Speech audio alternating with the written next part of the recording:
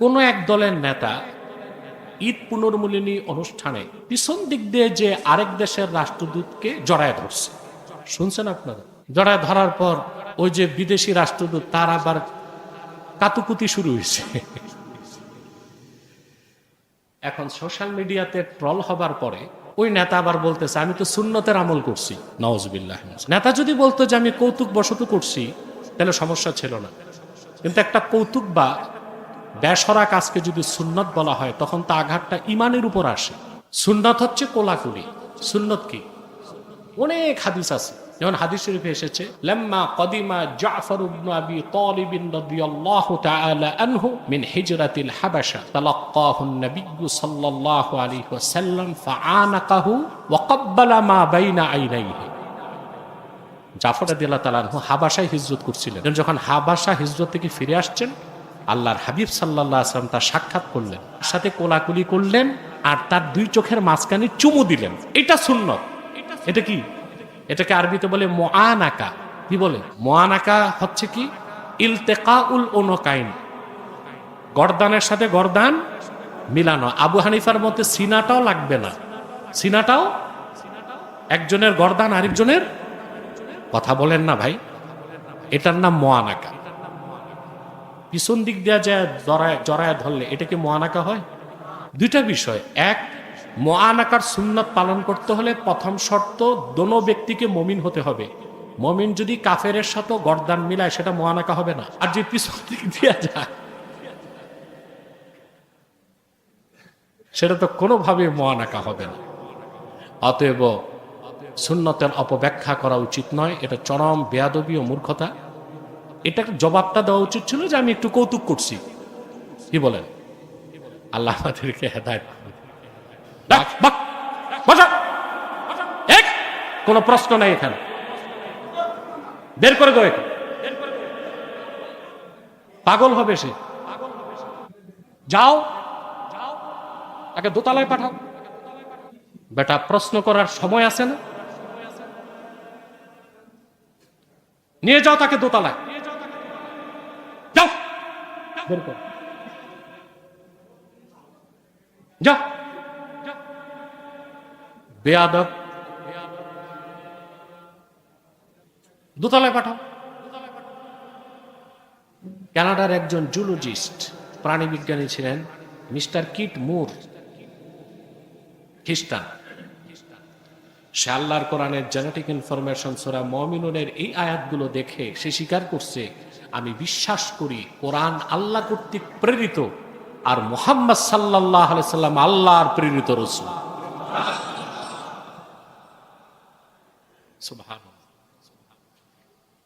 কোরআনের সাথে সুন্নাহর সাথে বিজ্ঞানের কোনো দ্বন্দ্ব নাই, সংঘর্ষ নেই, কোনো দ্বন্দ্ব। ইমানের নূর যার থাকবে, কোরআন হাদিসের দীক্ষা, সে যত বিজ্ঞান চর্চা করবে সে দেখবে বিজ্ঞান প্রতিটা অধ্যায়তে কোরআনের সামনে মস্তক নত করতেছে। আর আল্লাহর কোরআনের প্রতি তার বিশ্বাস প্রগাঢ় থেকে প্রগাঢ় হয়ে যাবে। আল্লাহর সামনে মস্তক নত করে দিবে। সুবহানাল্লাহ। আমাদের দেশে যারা নাস্তিক হয়, ব্লগার হয়, এরা তো কোনোটাই পড়ে না, না কোরআন পড়ে না বিজ্ঞান পড়ে। কোরআনও পড়ে না, বিজ্ঞানও পড়ে না। এই জন্য এরা নাস্তিক হয়। কি হয়? পরে কি? আরজ আলী মাতুব্বুরের বই। এই আরজ আলী মাতুব্বুর ছিল ক্লাস 6 পাস। কি পাস?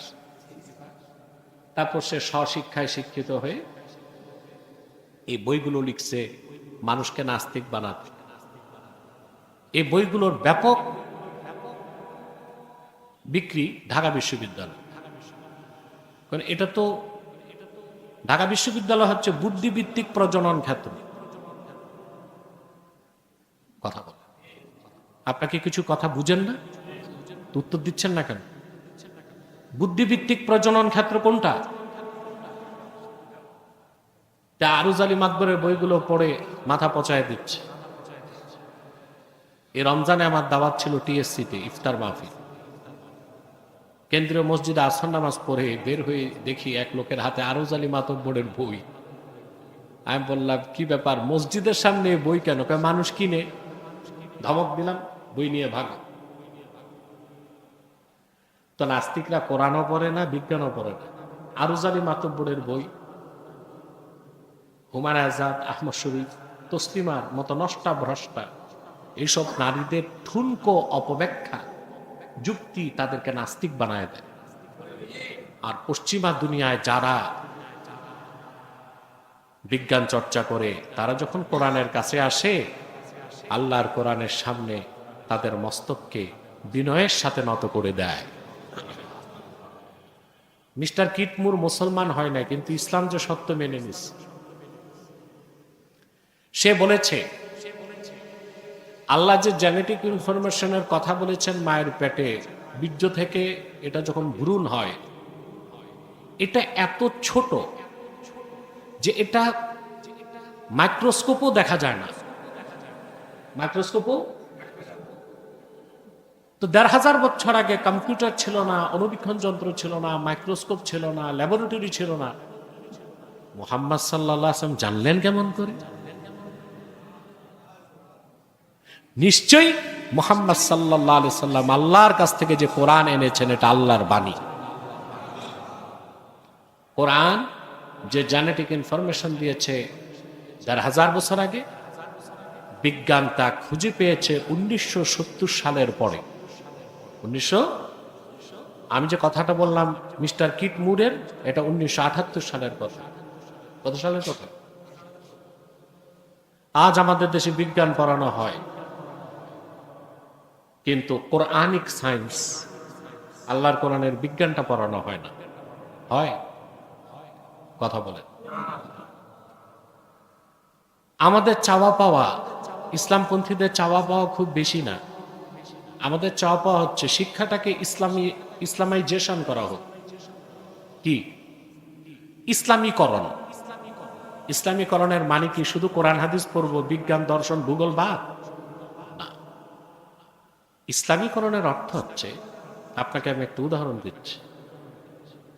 বিজ্ঞানের সকল শাখা প্রশাখার জনক হচ্ছে মুসলিম দল। কারা? চিকিৎসা বিজ্ঞানের জনকের নাম বলতে পারবেন? না, এটা ভুল তথ্য। আবুল কাসেম জাহরাউই, কি না? আজ থেকে ৮০০ বছর আগে তিনি চিকিৎসা শাস্ত্রের উপর বই লিখেছেন, ৩০ খণ্ড। কত খণ্ড? ৩০ খণ্ডের বই। আমি তার কয়েকটা পৃষ্ঠা পড়তে পেয়েছি, পুরা বই তো আর পাইনি। অবাক করা বিষয়, আবুল কাসেম জাহরাবি চিকিৎসা বিজ্ঞানের বিভিন্ন তথ্য ব্যাখ্যা করছেন। শুরু করছেন অধ্যায় বিসমিল্লাহির রহমানির রহিম দিয়ে, শেষ করছেন আল্লাহু আ'লামু বিস-সাওয়াব, সঠিক আল্লাহই জানেন। আমাদের দেশে যারা মেডিকেল সায়েন্স পড়ে, ওদেরকে পড়ানো হয় যে চিকিৎসা বিজ্ঞানের জনক একজন মুসলিম। কথা বলেন। পশ্চিমা দুনিয়া মেনে স্বীকার করে নিচ্ছে চিকিৎসা শাস্ত্রের জনক আবুল কাসেম জাহরাবি। ৮০০ বছর আগে তিনি মেডিকেল ইকুইপমেন্ট তৈরি করছেন ২৫০। দাঁত উঠাবার যন্ত্র বানাইছেন ২৫০। কত? আজও অত্যাধুনিক ডেন্টিস্টরা দাঁত তোলার ক্ষেত্রে তার সেই যন্ত্রগুলোর অনুকরণ করে থাকে। Aviation science, plane, helicopter, rocket, এগুলোর জনককে বলতে পারেন? আব্বাস বিন ফিরনাস, ইরাক। তিনি একজন মুহাদ্দিস, মুফাসসির, বিজ্ঞানী, স্পেনে ছিলেন। তিনি এই প্রায় ৯০০ বছর আগে স্পেনে পাহাড়ের চূড়া থেকে ডানা তৈরি করে ২৬ সেকেন্ড গ্ল্যান্ডিং করে আকাশে ভেসেছেন। তাহলে আকাশে উড়ার এই তত্ত্ব পরীক্ষা অমুসলিমদের না মুসলিমদের? আব্বাস বিন ফিরনাস, তিনি হচ্ছেন এভিয়েশন বিদ্যার জনক। এখন আমাদের দেশে যারা এভিয়েশন পড়তেছে, তাদেরকে কি এটা জানানো হয়? কথা বলেন। শিক্ষা কি ইসলামীকরণের উদ্দেশ্য কি? শিক্ষার ইতিহাস কি তা শিখাতে হবে।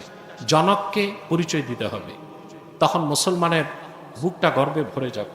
সবটা আমাদেরই আবিষ্কার, ঠিক কিনা? মানব জাতির কল্যাণে সকল আবিষ্কার মুসলমানের, আর মানব জাতির অকল্যাণে যত আবিষ্কার, ডেডলিস্ট উইপন, বড় বড় মারণাস্ত্র একটাও মুসলমান বানায়নি, সব বানিয়েছে কাফির বেঈমান। এটা জানেন? কথা বলেন। মিসাইল কোন মুসলমান আবিষ্কার করছে? ডিনামাইট আলফ্রেড নোবেল, ইহুদি, সে তার টাকাটা ট্রাস্ট করে দিছে, ওইটাই নোবেল পুরস্কার। কোন মুসলমানের উচিত না নোবেল নেওয়া, এটা কোনো গর্বের বিষয় না।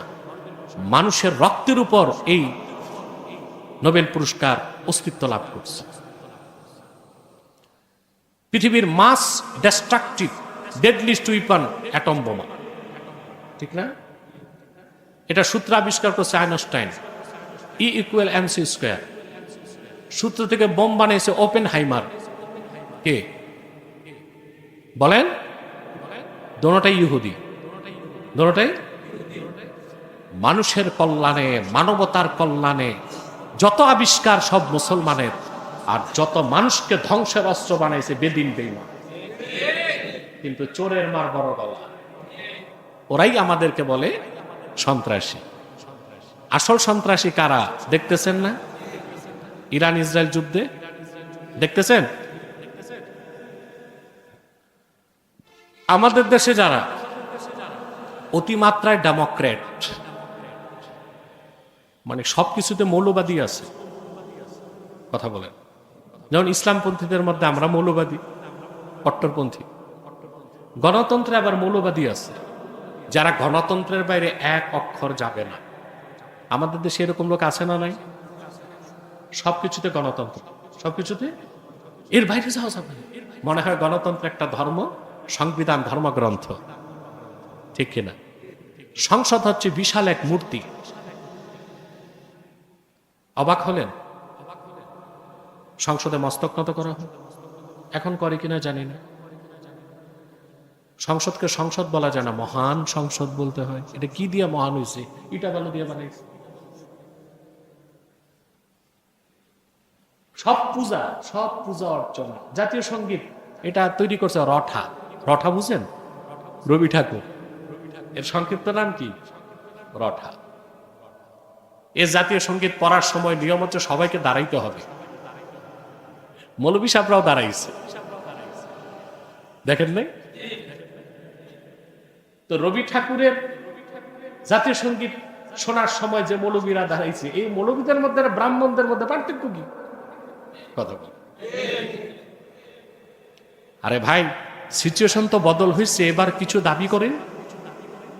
জাতীয় সঙ্গীত আপনারা পড়বেন, পড়েন, আমাদেরকে দাঁড়াইতে বলেন কেন? কথা বলেন।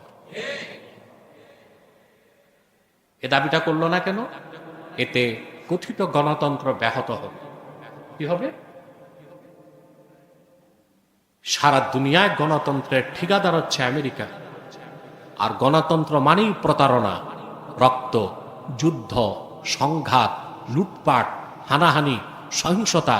তার প্রমাণ আমেরিকা 70 বছরে দিয়ে গেছে, তাই নাই?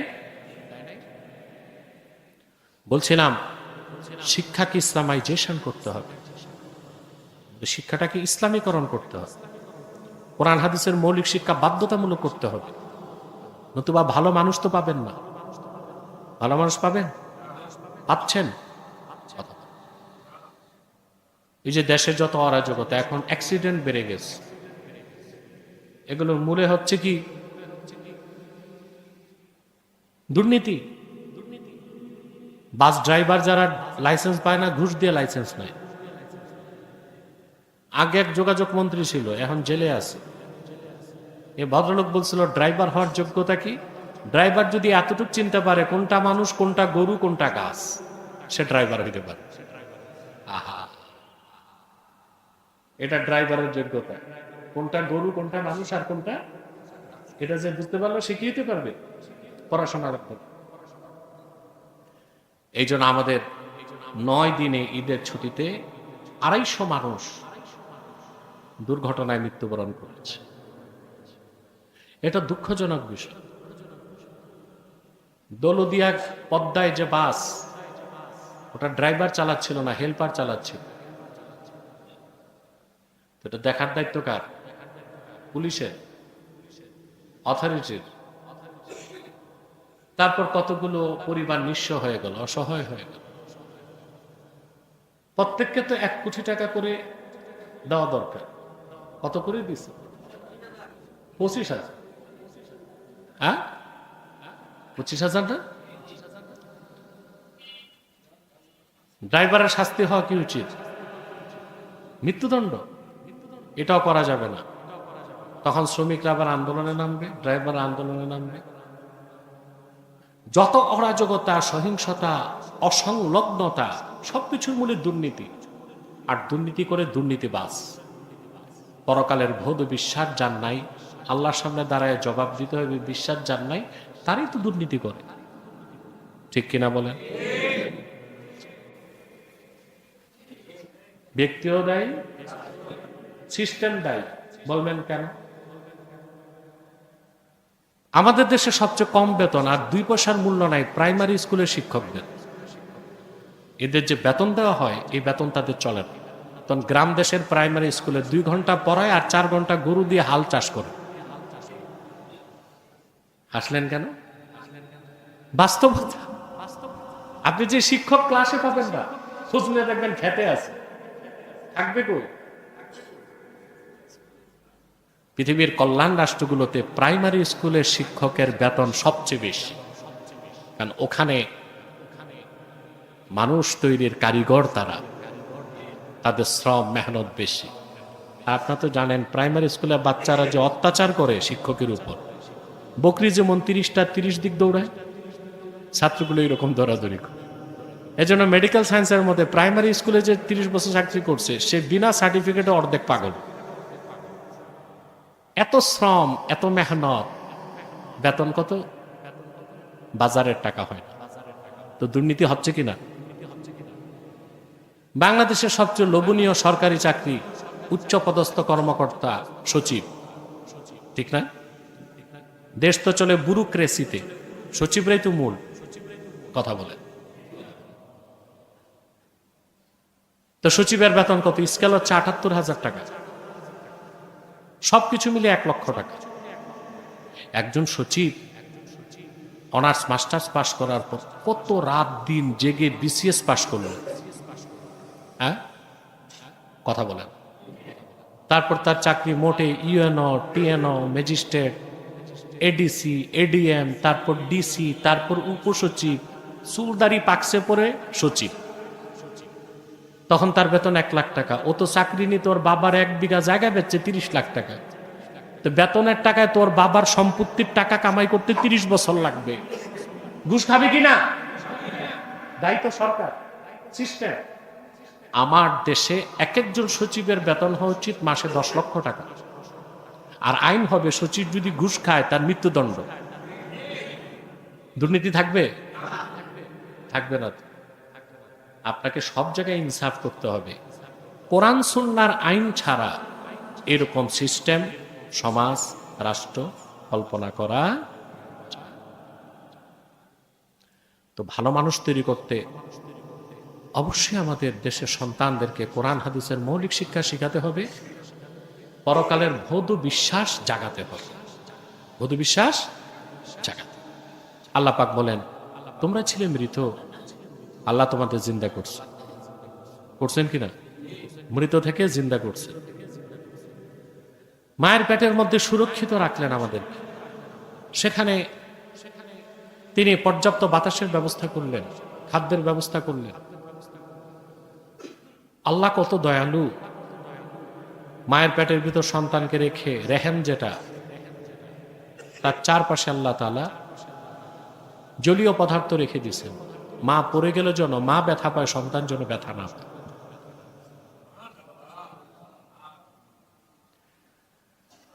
আল্লাহ তাআলা হাদিস শরীফ সাক্ষ্য দেয়, পিতার বীর্যের ফোঁটা মায়ের রেহেমে প্রবেশ করার সাথে সাথে আল্লাহ তাআলা ফেরেশতা পাঠায় দেন।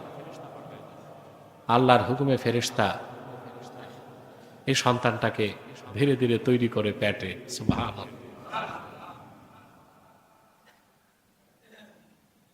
ধাপগুলো অতিক্রমের পর ফেরেশতা আল্লাহকে জিজ্ঞেস করে, আল্লাহ যাকারুন আও উনসা, এটা ছেলে হবে না মেয়ে হবে? আল্লাহ বলেন যাকার, জেন্ডার সিলেকশন, লিঙ্গ নির্ধারণ ফেরেশতা করে দেয়, ওটা ছেলে হয়। আল্লাহ বলেন উনসা, জেন্ডার সিলেকশন হয়ে যায়, ফেরেশতা মেয়ে বানায় দেয়। বিজ্ঞান কতটুকু? বিজ্ঞান এখানে ব্যাখ্যা দেয় যে ক্রোমোজোম এক্স ওয়াই, কি পিতার ক্রোমোজোম এক্স ওয়াই, মায়ের ক্রোমোজোম ডবল এক্স, ঠিক না? বিজ্ঞান এতটুকু বলতে পেরেছে পিতার এক্স ওয়াই থেকে যদি ওয়াই আসে, মায়ের ডবল এক্স থেকে এক্স আসে, ছেলে। আর যদি পিতার এক্স ওয়াই থেকে এক্স আসে, মায়ের ডবল এক্স থেকে এক্স আসে, মেয়ে। কিন্তু এক্স ওয়াই থেকে ক্রোমোজোম নিয়ে জোড়া লাগায় কে? আল্লাহর ফেরেশতা। ওইটা বিজ্ঞান এখনো খুঁজে পায়। কোরআন হাদিস থেকে বিজ্ঞান অনেক পশ্চাৎপদ, ঠিক কিনা? এরপর আল্লাহ তাআলা মায়ের পেটে, এই যে বিজ্ঞান জিন নিয়ে আলোচনা করে, জিন পিতামাতা যেমন সন্তান ওই রকম স্বভাব হয়, তাই কিনা? ওরকম পায় না? কোরআন সুন্নাহ এই কথাগুলো আসছে ১,৫০০ বছর আগে, বিজ্ঞানীগুলো স্বীকার করতেছে এখন। আল্লাহ তাআলা মায়ের পেটে থাকতেই লিখে দেন বয়স কত, রিজিক কি। লোকটি সৌভাগ্যবান না ভাগ্য বিপন্ন? সুবহানাল্লাহ। এসব কে করেন? মৃত থেকে। মৃত থেকে আমরা ছিলাম মৃত, ধাপে ধাপে জিন্দা কে করেন? আমাদের তো অস্তিত্বই ছিল না। ছিল এখানে যার বয়স ৫০, ৫১ বছর আগে কি ছিলেন? একটাই নাম ছিল, কিছুই না। নাম ছিল ভুইয়া, চৌধুরী, পাটোয়ারি, চ্যাটার্জি, ব্যানার্জি, কিছুই না। আল্লাহ তাআলা বলেন হাল আতা আলাল ইনসানি হিনুম মিনাদ দাহরি লাম ইয়াকুন শাইআম মাযকুরা। মানুষের কি এমন একটা মুহূর্ত আসে নাই যখন সে উল্লেখ করার মতো কিছুই ছিল না? কিছুই না থেকে কে বানাইছেন? ধাপে ধাপে, ক্রমে ক্রমে, আস্তে আস্তে, ঠিক কিনা? ছিলাম মৃত, জিন্দা করলেন কে? সুম্মা ইউমীতুকুম, আবার আল্লাহ তোমাদের মৃত্যু দিবেন। এটা দেখি আমরা, চোখের সামনে মৃত্যু দেখতেছি।